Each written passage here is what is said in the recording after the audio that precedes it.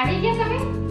હા, એ તો બધું ઠીક છે, પણ તે આટલી બધી શાકભાજી હું કામ મંગાવી?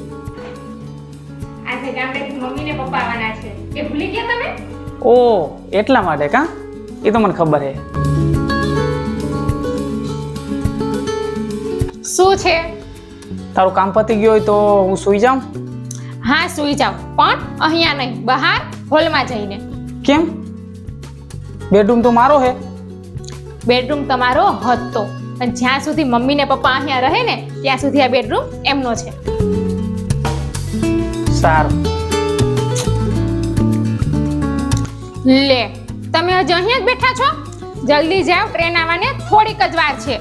ટ્રેન આવવાની હજી ઘણી બધી વાર છે. તું એક કામ કર, મારા માટે જમવાનું તૈયાર કરજા. તો સાંભળ, જમવાનું શું બનાવ્યું છે? દૂધપાક, પૂરી અને સૂકી ભાજી. અરે યાર, તને ખબર છે ને કે મને દૂધપાક પસંદ નથી. તો તમને ખબર નથી? પપ્પાને દૂધપાક બહુ ભાવે છે એટલે. કોઈએ સાચું જ કીધું છે, લગ્ન એની સાથે કરવાના કે જે તમારા કરતા તમારા પરિવારનું ધ્યાન વધારે રાખે.